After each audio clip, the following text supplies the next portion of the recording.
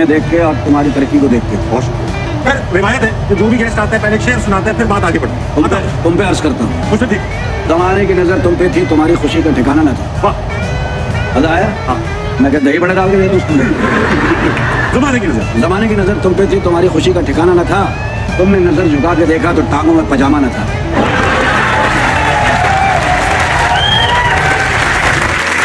जमाने के डर से तेरी तस्वीर को टॉयलेट में लगा रखा है। जमाने के डर से तेरी तस्वीर को टॉयलेट में लगा रखा है, और हो दीदार तेरा बार बार इसलिए जमाल गोटा खा रखा है। ऐसा है कि मैं खुद भी एक छोटा मोटा स्टैंड अप कॉमेडियन हूँ। छोटा नहीं, छोटा ना तू छोटा है ना मोटा, लंबा है और ठीक है। ठीक है। लेकिन मैं ऐसे शो की रिवायत है कि जो गेस्ट आते हैं शेर सुनाते हैं। आप में से शेर कौन सुनाए? वाह, ऐसा तुम बताओ। मैं पहले आपको डेडिकेट करता हूँ, कुछ आप दोनों जो सेल्फ मेड लोग हैं उनके लिए कुछ है। आगे इधर आ जाओ। बड़े आर्टिस्ट इधर आ जाओ। आज जब आपने अपनी जर्नी शुरू की उसके बाद क्या हुआ? मुझे देखे ना। मेरे साथ चलने की शर्त पर कई लोग चल तो पड़े, मगर कोई रास्ते में बदल गया, कोई रास्ता ही बदल गया।